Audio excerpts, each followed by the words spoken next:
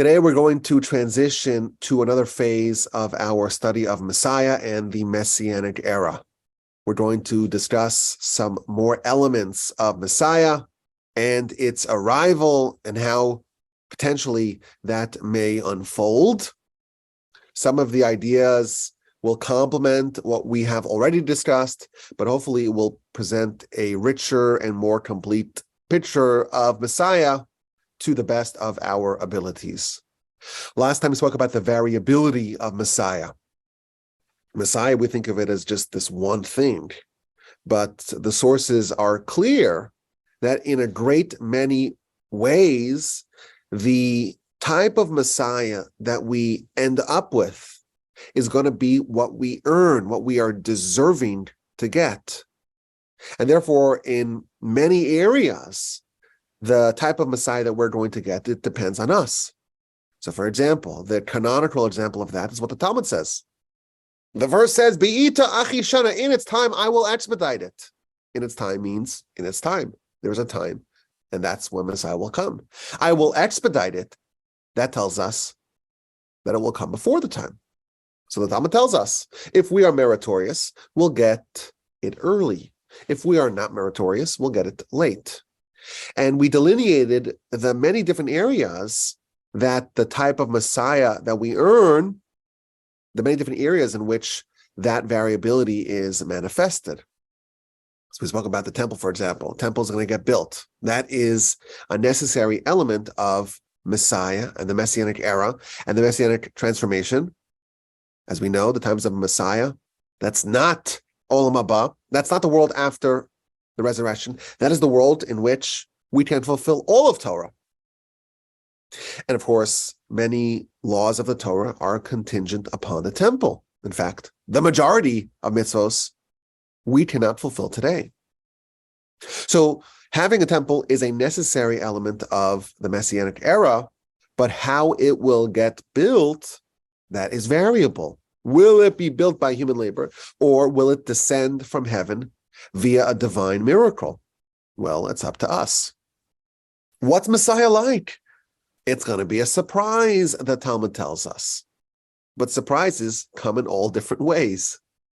It can come as a surprise akin to the surprise of finding a hidden treasure. It can also come as a surprise of a less pleasant variety, like being stung by a surprising scorpion. And we talked about many other ways in which Messiah is variable. Since our last recording, I found sources for other areas of variability. The Talmud tells us that before Messiah comes, Elijah comes, Elijah the prophet. According to our sources, it's actually the same person as Pinchas. That's a separate discussion. Elijah will come and will forecast, will present a tiding that Messiah is on its way. Well, the sources tell us that too is variable. If we are meritorious, then Elijah will come and forecast the imminent arrival of Messiah. If we are not meritorious, then we will not have the tiding of Elijah. Moreover, I found another source that tells us that there is a possibility that Messiah will come and the Jews won't even know it. And we'll have to be informed by the nations of the world. If we're not meritorious, it'll come through some sort of way, through some sort of approach in which we won't even be aware of it. And we'll have to be informed by the Gentiles. Alternatively, we can inform the Gentiles. That is what the sources indicate. And of course, this should reinforce the disclaimer that we have mentioned many times, and that is that we know and we fully confess that what will actually happen when Messiah comes, it's beyond our capacity of knowing ahead of time. Yes, the prophets were able to see, each one according to their degree of revelation, But whatever we are told, whatever is conveyed to us, it's deliberately garbled. The messages and the teachings and the prophecies about Messiah are designed to not be clear and to be very easily misinterpreted. So we acknowledge, and we have this disclaimer, and I'm trying to say it again and again so that way everyone knows this. We don't have clarity in this subject. What we have are hints, are allusions, are indications, are ambiguous statements. And it's impossible for us to say with any certainty what Messiah will be, how it will come, what the era of Messiah will look like. We cannot say with any certainty. That said, our approach is to try to understand it as best as we can, to lay out the subject, to present the sources, and to try to understand them as our sages have interpreted them and as we best can present them. And today we're going to introduce some more elements on the arrival of Messiah, and again with the caveat that we don't know exactly what will happen until it happens. Hopefully that will be soon, speedily in our days. Now I want to introduce today's subject with an apparent contradiction. The sources seem to differ as to whether Messiah will come instantly, or is it something that occurs gradually. Messiah and the Messianic era and all that entails. Is that the result of a series of sequential, progressive, cumulative steps that collectively amount to Messiah? Or is Messiah something which is instantaneous? Does it happen slowly and progressively, or all at once? Is it instantaneous? Is it the byproduct of a series of incremental steps? And the sources seem to differ. We see sources in both directions. Some of the sources we've already seen in the past. The sources tell us that Messiah happens suddenly. It's fast. It's without warning. At the very end of the prophets, we read chapter 3 of Malachi. It says that suddenly it will happen. This master, this Messiah that we are waiting for, it'll happen out of the blue. We quoted the Talmud already. The Talmud tells us that where's Messiah? Well, he is the leper sitting in the outskirts of Rome, and he's bandaging and unbandaging his bandages slowly. And the reason why is because he can be summoned to Jerusalem any moment.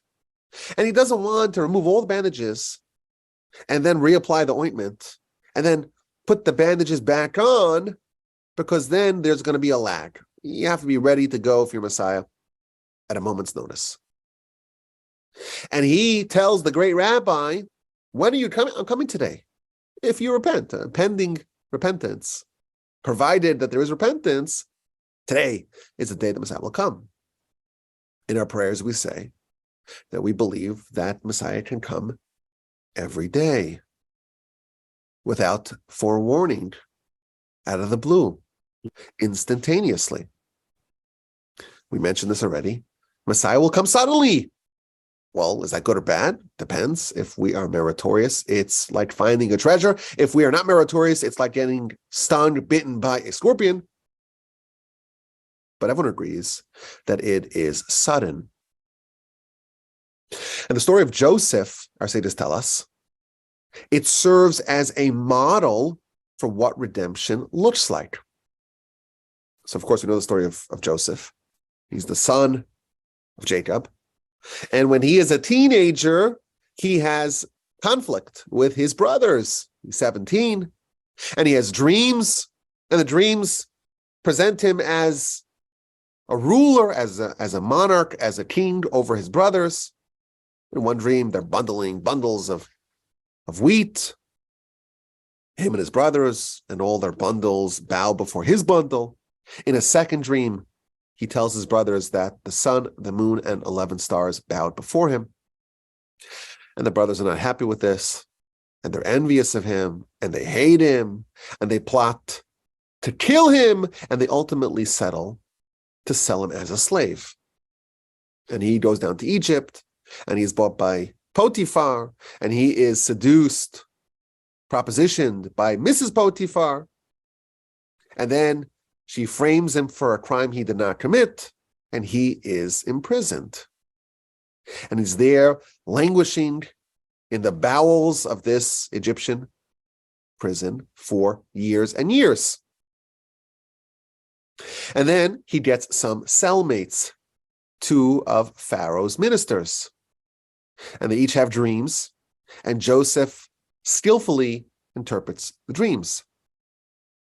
And he tells the baker the unfortunate news that he's going to be beheaded in 3 days. And he tells the butler the joyous news that he's going to be restored to his post in 3 days on Pharaoh's birthday. And then he requests from the butler to invoke his case before Pharaoh. And indeed, on Pharaoh's birthday, he restored the butler to his post. He decapitated the baker, but the butler promptly forgot about Joseph and did not remember him until 2 years later. 2 years later, by the way, the Midrash tells us that the reason why Joseph was forced to be imprisoned for 2 more years is because he had too much reliance on the butler. 2 years later, Pharaoh has a series of unsettling dreams. He sees the 7 fat, robust, plump cows being consumed by the 7 skinny, frail, emaciated cows. And then he has the 7 healthy ears of wheat are consumed by the windswept ears of wheat. And he wakes up, and none of his advisors can interpret the dream in a way that Pharaoh is comfortable with. And the butler remembers Joseph. And Joseph is commissioned to interpret Pharaoh's dreams. And he tells him, of course, that there's going to be 7 years of plenty, followed by 7 years of famine, and gives very skillful advice as to what to do.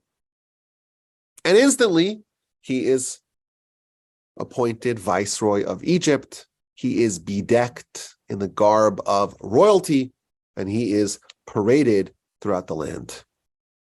That's the story that we read in the book of Genesis. But in chapter 41, verse 14, we read the following.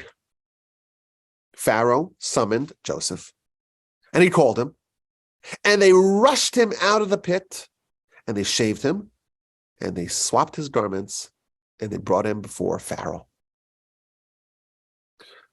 And the commentaries tell us this story of Joseph going from the absolute pits, quite literally, to becoming the king in 1 day, this is symbolic, this is emblematic of redemption in general.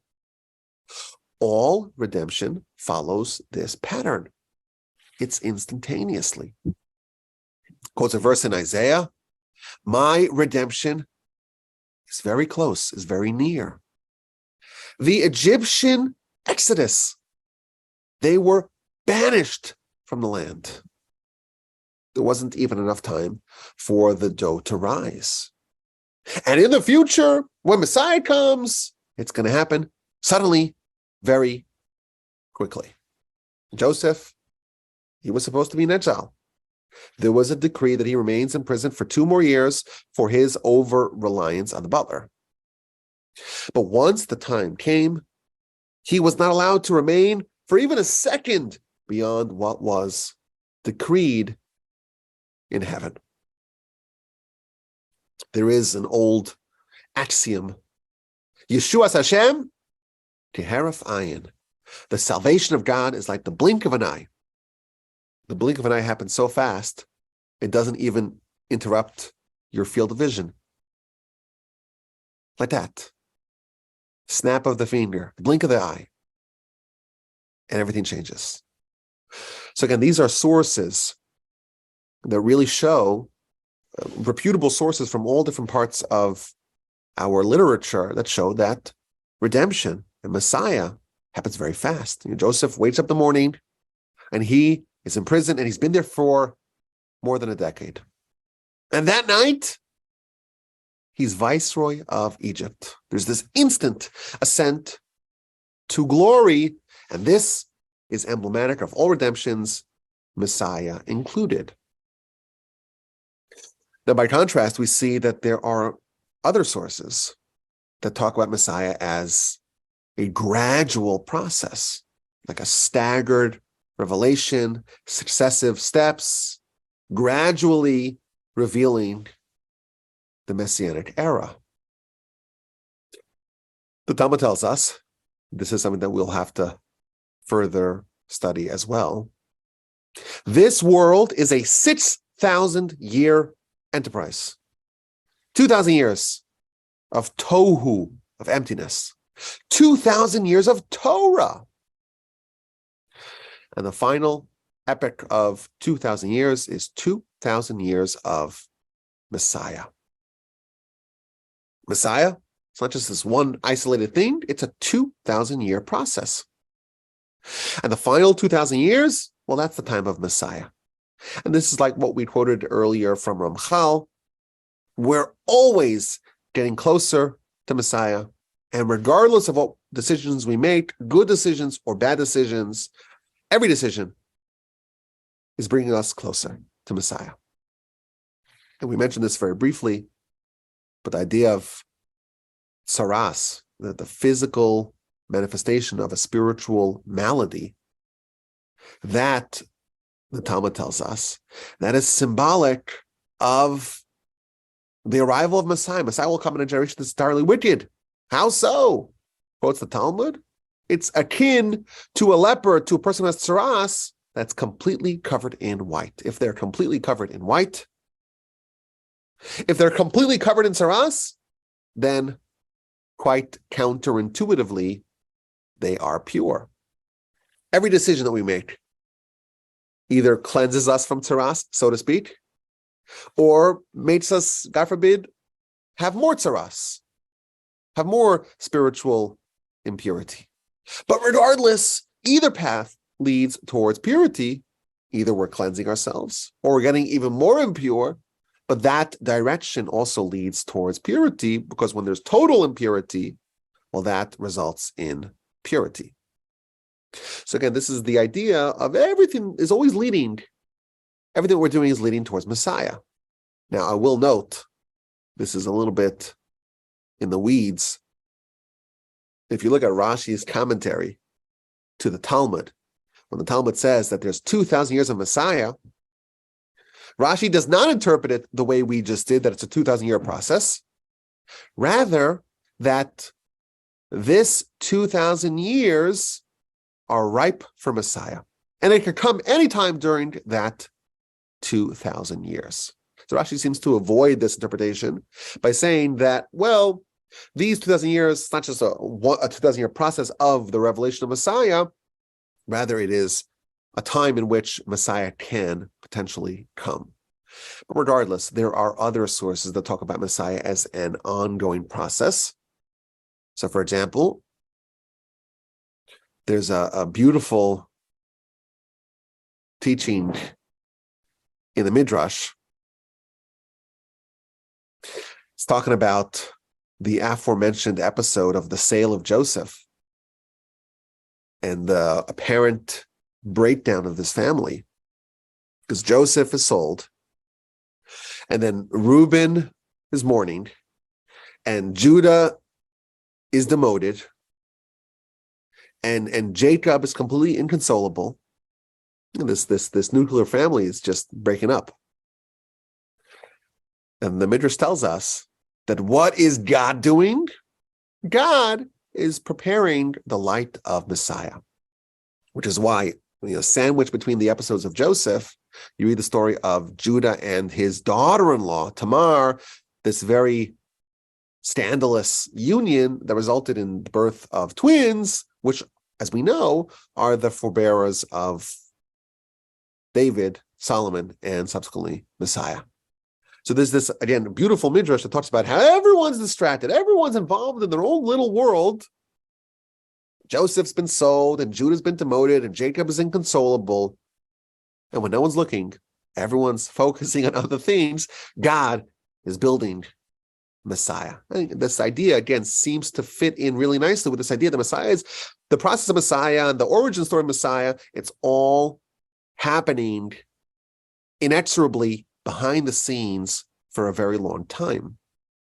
I will note, and I think we'll probably talk about this in the future, Messiah is a very checkered pedigree. The whole story of Lot in the aftermath of the overturning of the cities of Sodom and Gomorrah, Lot spends some scandalous nights with his daughters, also resulting in the birth of 2 sons, including Moab, which we discover later on, that too has to do with the pedigree of Messiah, because Ruth, the great-grandmother of David, is a descendant of the family of Moab. So the fact that there are scandals amongst the ancestry of Messiah, David and Bathsheba, of course, is one of them as well. That is not a coincidence. We will learn, please God.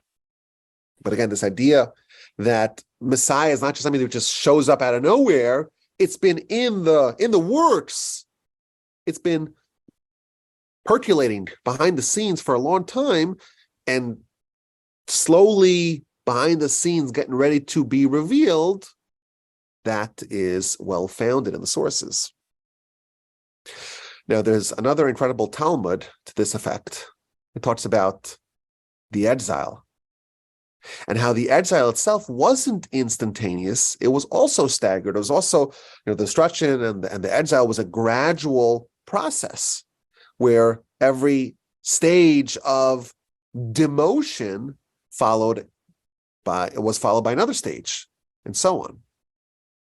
The Talmud book of Rosh Hashanah, page 31a, it tells us that the Shekhinah, the divine presence, it departed over the course of 10 stages. It was situated right on top of the ark, and then it went to one of the cherubs. So it kind of left a little bit. And then it went to the other cherub. And then it went to the threshold of the sanctuary. And then it went to the courtyard. And it's slowly inching its way back to heaven, so to speak. And then it went to the altar. And then it went to the roof of the temple. And then it went to the walls of the city. And then it went to the city itself. And then it went to the mountain. This is Mount Olives. And slowly it's leaving. And of course, the nation has the option to summon it back with repentance, but they choose not to. It leaves Jerusalem. It goes to the wilderness. It goes to the desert. And finally, it goes up to heaven. And that is the final stage of exile. As God, so to speak, withdraws himself from Jerusalem, well, then we're vulnerable and we can be destroyed. And the temple of wood and stones can be burnt to the ground. Says the Talmud, this corresponds to what happened to the Sanhedrin. As we know, the Sanhedrin is the high court, the Supreme Court of our nation. And they too underwent 10 successive stages of exile. They were in the marble chamber, in the temple, and then they left to a different neighborhood in Jerusalem, closer to the temple, and then they left to Jerusalem, and then to Yavne, and then to Usha, and then back to Yavne, and then back to Usha, and then to Shfar'am, and then to Beit Shorim, and then to Tzipori. And finally, they settled in Tiberias, and from there, they disbanded. And very interestingly, the Talmud tells us that when the Sanhedrin is reconstituted, and when the redemption is going to happen, it's going to start at the point of departure. It's going to start where it left off, in Tiberias, which seems to imply, the Talmud here, that there's this whole process, 10 stages, sequence of events that slowly and gradually resulted in the exile, and it's going to be undone in reverse order. to start from Tiberias and then go back, eventually making its way back to the marble chamber in Jerusalem, in the temple. Now, that's implied from the Talmud. It's explicit elsewhere in the Talmud. This is in the Jerusalem Talmud, at the very beginning. 1:1 of Brachos. It tells us that Messiah is akin to sunrise. It tells a story. Two of the sages were walking at night in this valley, the Arbel Valley, and they saw the first rays of sunrise. And one of them commented to the other, "This is exactly like the redemption of Israel. Starts off and there's just one small ray of light. And progressively, the brightness increases and gets stronger and stronger and so on." So this is explicitly in the Talmud, that the redemption is not just overnight, doesn't go from pitch black to bright light. It's like sunrise. It takes a long time, slowly and progressively inching its way towards noon, towards the full brilliance of the sun. Now, this pattern follows other exiles and redemptions. In Egypt, they were there for 400 years. Well, when does that start? It starts with the birth of Isaac. The birth of Isaac in a foreign land, that's already a small little dot of servitude. And then it progresses from there onward. And the actual intense servitude in Egypt was only the final 86 years of the tenure of the Jews in Egypt. Progressively, it got worse. And that's why there's such uncertainty as to when exactly the servitude started and when it ended. We know that the servitude also ended a year before the actual Exodus. We have these 10 plagues that are slowly disentangling the Jews from their Egyptian masters. And that's part of this progressive sequence of events that lead to the actual Exodus.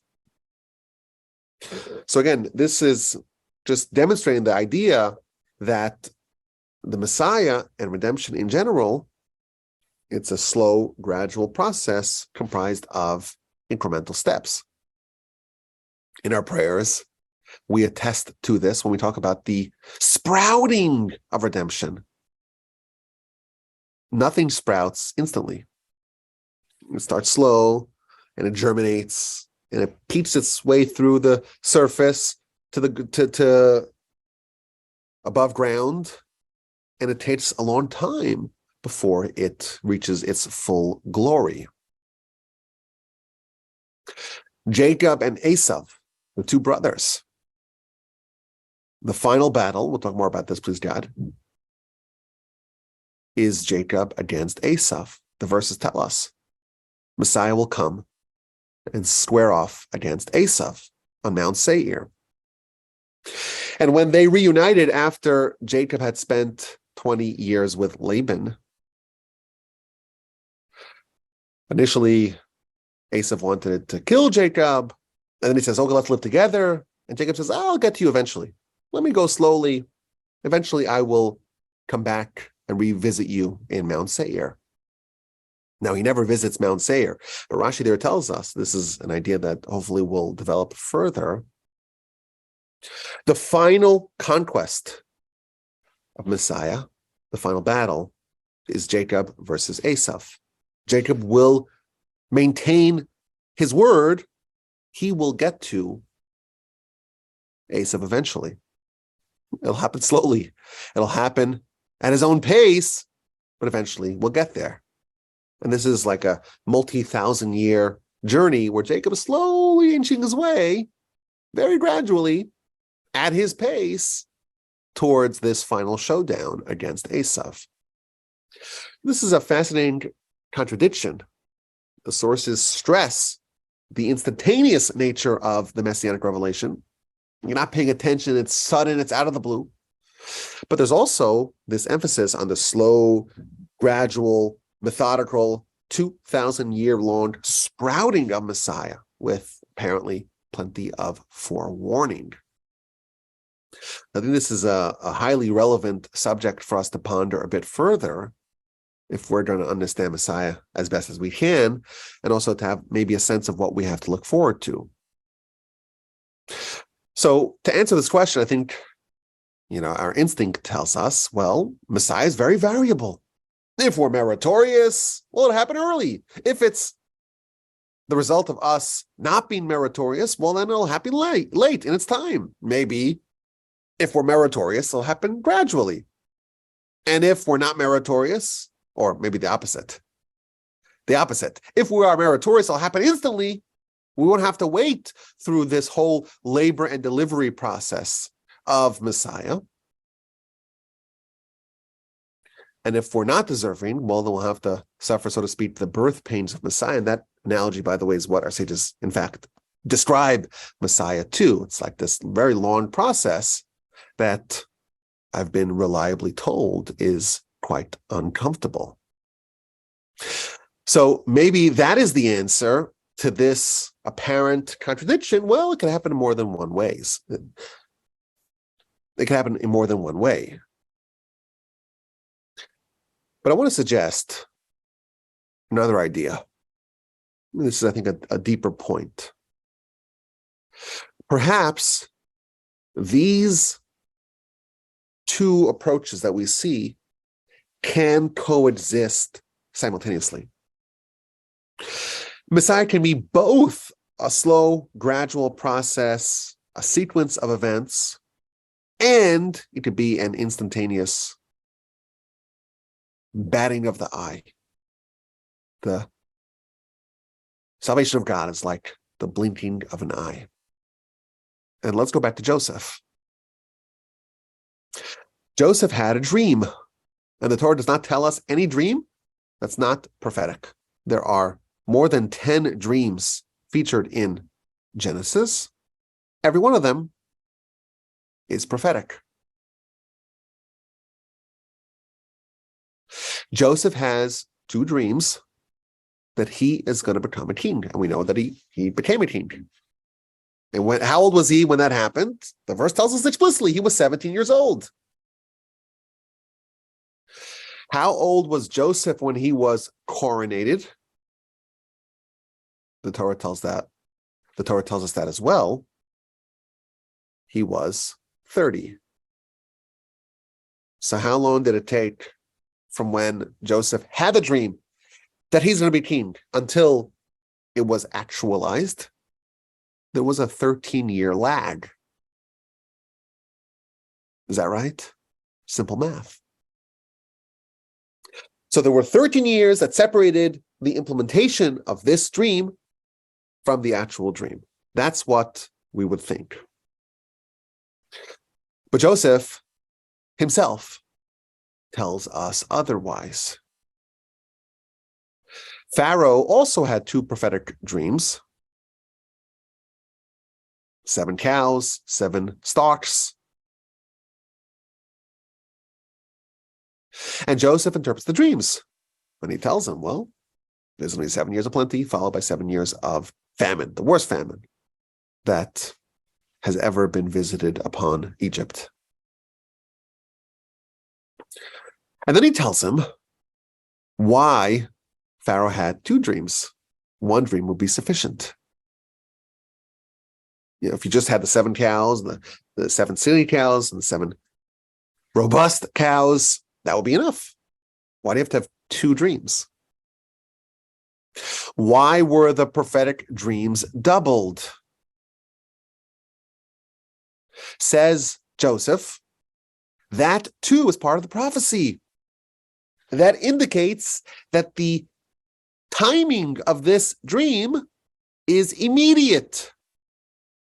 The doubling of the dreams indicate that the dreams are going to be fulfilled, implemented right away.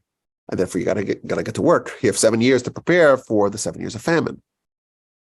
Joseph is telling us a rule of prophetic dreams. If you have 2 of them, that is an indication of the timing of those prophetic dreams. the interpretation of the dreams will commence immediately. And here's the question. Joseph also had two dreams. The brothers' bundles bowed before his bundle.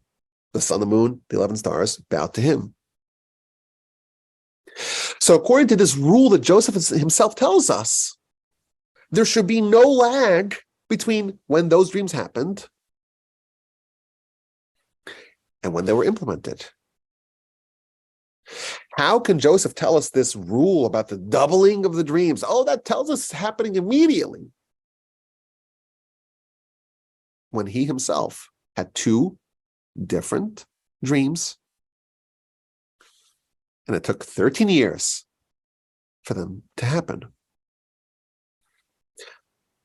I think we can prove conclusively that Joseph is revealing to us that actually the dreams were implemented right away. Joseph became a king right away. It's just that he had to be trained. He had to be prepared. He had to undergo some experiences. Everything that happened between the dreams and the implementation of the dreams was all necessary for those dreams to happen. And therefore, it was instantaneous, even though it took 13 years. Everything had to be put in place for it to be actualized. But the process was underway. The dreams were implemented immediately. Us as outsiders looking at Joseph, we say, well, he's not a king, he's not a king, he's not a king, he's not a king. It goes from 0 to 1,000 in one day. That's what we would say. Joseph is showing us a different idea. It wasn't 13 years of nothing and then overnight coronation. It happened right away, but it was a process that took 13 years. And then it was revealed to us instantly, like the batting of an eye. So maybe that's what Messiah is like as well. It is a series of events. It is a gradual process. It is something that takes many, many years, decades, centuries, and millennia. Already in the times of Joseph himself, God is preparing the light of Messiah. The world is changing. The nation is changing. But all those changes are happening beneath the surface, and they're totally imperceptible to us. If we saw Joseph 6 years after his dreams, it wouldn't look to us that he's halfway towards his coronation. But he was. Messiah, it's happening all the time, but it's invisible to us. In the hearts of people, there's this disenchantment with everything else. Slowly, all the factors that are inhibiting Messiah are being eliminated one after another. And like Ramchal tells us, every decision, both good and bad, brings us closer. We're inching closer, slowly, progressively, beneath the surface. Every second, every decision, every moment is inching us closer. But like Joseph, there's going to be a moment, like the batting of an eye, like a blink of an eye, where it will come to full expression. And for the untrained eye, it will seem like it's just overnight, it's instantaneous. But we know it was percolating beneath the surface for millennia. We spoke about an example, perhaps, of this. The fall of the Soviet Union wasn't last time, it was the time before last time. We spoke of that. My grandfather, a blessed memory, used to present that as an analogy of the elimination of evil. So I wasn't very old when the Soviet Union collapsed. I don't remember it. But people who do describe it as being such a shock. How did it happen so fast? But was it a shock? Or was it in play for 70, 80 years? I think it was both. There was rotting, there was internal decay and breakdown in motion for a very long time. And it only came out to the surface in full expression overnight. People who in the 60s and the 70s, even the 80s, they thought that there's a bipolar world, there's two superpowers, and how are things going to shake out, and containment, etc., etc. It turns out it was just a paper tiger. Now we knew it. It happened beneath the surface. And there's an argument to be made that on one dimension it was instantaneous, but really it was both. And this is a fascinating idea. Messiah, perhaps, is both a slow and gradual and incremental process, and overnight, out of the blue, completely unanticipated, instantaneous transformation. Now, what does this look like? What are these gradual steps? What are these milestones, if you will, that comprise the messianic process and unfolding? Is there any way that we can talk about the general contours of these transformations, these series of transformations of Messiah? So I want to share another idea about the sequencing of Messiah. Of course, we know that there are various elements of what Messiah is and what the Messianic era is all about. But the sources indicate that these things, these elements, are interlinked. Not only that, each successive stage is the result of the preceding one, and it precipitates the ensuing one.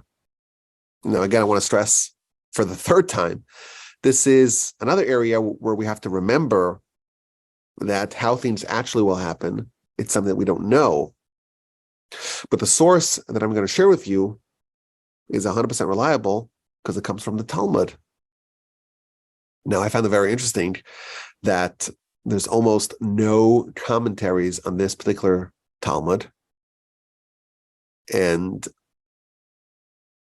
the consequences of the Talmud are very earth-shaking to me. It's what it seems like. But mysteriously, the commentaries just don't emphasize that. And I don't know why, or maybe I do know why.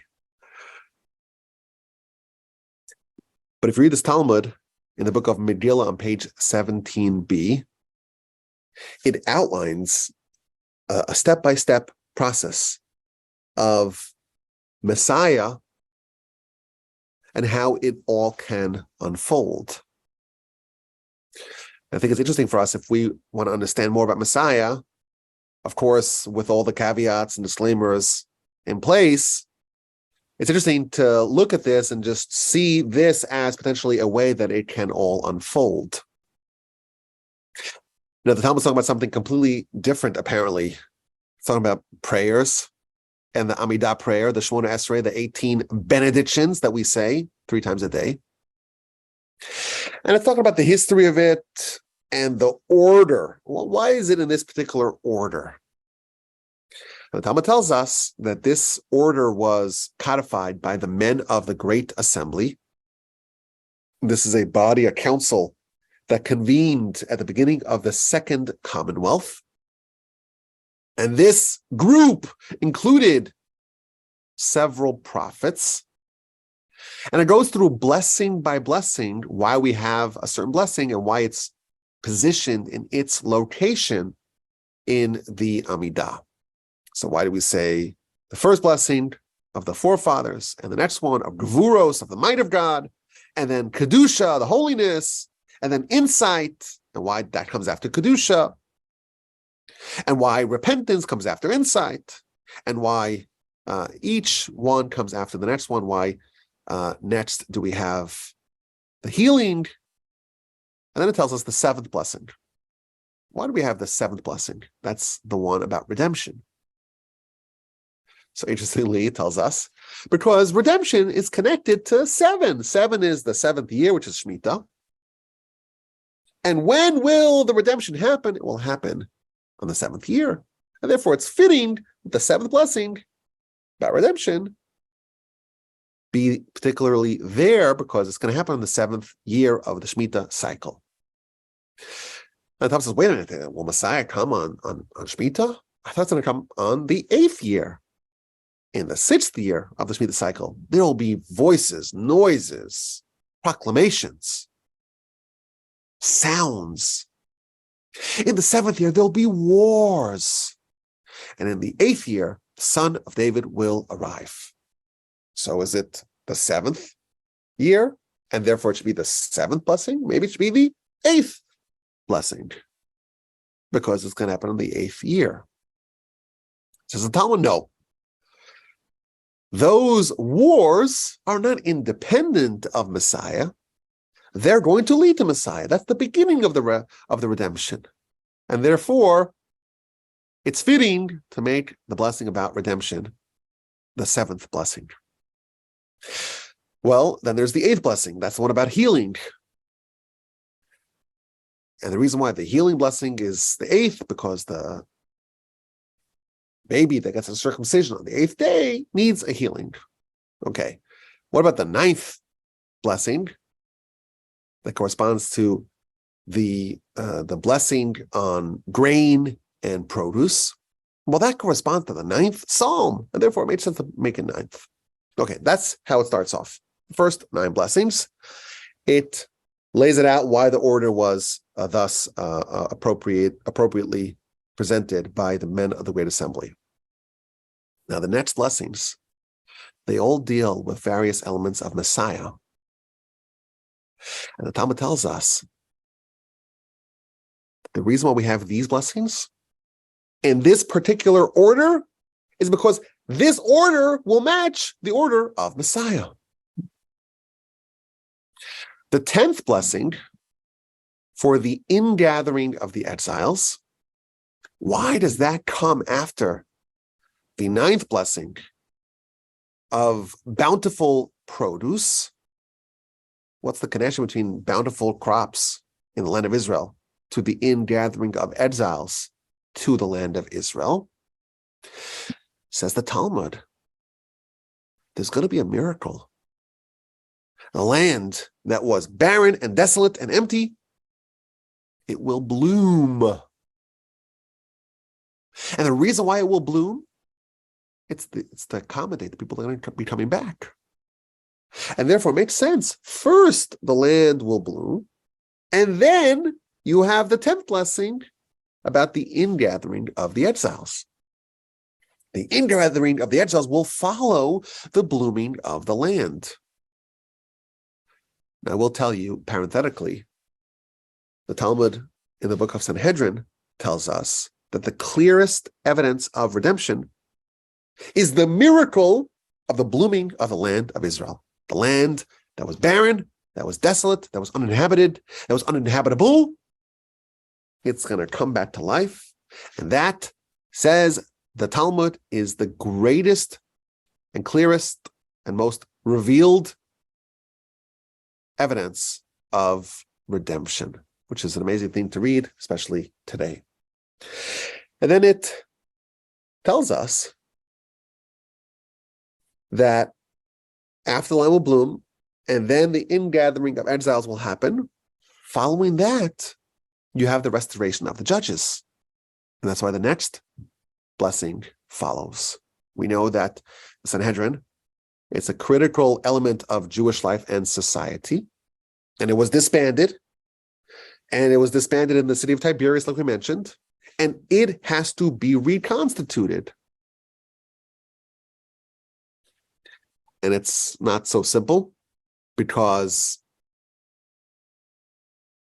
the Sanhedrin demands that the members of the Sanhedrin have smicha.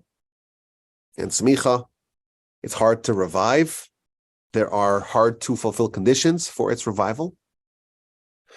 But the Talmud tells us that the process goes like this. Land will bloom, exiles will be ingathered, and then the Sanhedrin will be reconstituted and they can mete out judgment to the wicked. And following that, we have the next blessing, the elimination of the heretics. And following that, we have the next blessing, the elevation of the stature of the righteous and the righteous converts. And then we have the next blessing. When's that? Where is that going to happen? Where are the stature of the righteous going to be elevated? In Jerusalem. And that is the next blessing. Now, the rebuilding of Jerusalem sounds like the rebuilding of the temple, the restoration, so to speak, of our relationship with God. And this is part of the whole messianic transformation. Apparently, at least according to the Talmud, that happens in this part of the sequence. And that will lead to the next blessing, the arrival of David. Once Jerusalem is rebuilt, Messiah is going to come. And that leads to the next blessing of prayer. True prayer can be reinstituted after David is here. And following that, you have the service in the temple. And following that, you have the ability to properly thank God. This is an amazing Talmud. The Talmud tells us that the order of the Amidah prayer, the reason, at least part of it, the part that's relevant to Messiah, it follows the sequencing of the messianic transformation. One leads to the next, which leads to the next. As an aside, it's also been suggested that the end of Ezekiel, which also addresses the rebuilding of Jerusalem and the temple, it's also modeled after this order, this sequencing. So this is very interesting. We have many different dimensions of redemption, and it's not going to happen all at once. And it's going to happen in some sort of sequence. And we have these various milestones that each follow each other. Now, confusingly, I found sources that present a different order. The Zohar tells us that the building of Jerusalem will precede the ingathering of the exiles. Which comes first? Apparently, there's a dispute. Other sources tell us that first Messiah will come, and only then the ingathering of the exiles will happen. So which is it? I don't know. But there is some sort of sequence of the arrival of Messiah. And again, we have to remember, there are things that are above us, beyond us. The Talmud of the Book of Pesachim, page 54b, tells us there are 7 things that are concealed from humanity. No one knows when they're going to die, says the Talmud. No one knows the day of consolation. No one knows the depth of judgment. No one knows what's in the heart of their fellow. No one knows in what way they will become sustained. No one knows when the kingdom of David will be restored, and no one knows when the guilty kingdom will be eliminated. This is all hidden from us. We don't know. And we see our sages tell us that there's going to be a sequence of events, and the Talmud tells us this is going to lead to that, and that's going to lead to that, and there's a whole process. Yet we see other sources that talk about a different process. What's true? Which one will actually come first? We don't know. But hopefully we are a little bit less ignorant about these subjects than we were before. And I think that the reconciliation of the contradiction between the speed of the arrival of Messiah, whether it happens instantly or it happens through some slow and gradual process, I think that's a very valuable takeaway, because this gives us more of an insight into how Messiah will appear and the sequencing of Messiah, and potentially a way in which it can all unfold. Now, there are other elements that have to fit into this timeline that we have not even addressed at all.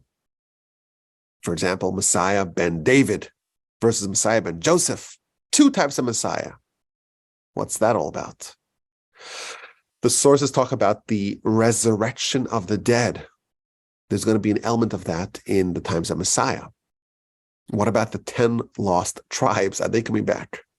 Do they fit into this ingathering of the exiles? The apocalyptic war of Gog and Magog. What's that? Where will that fit in?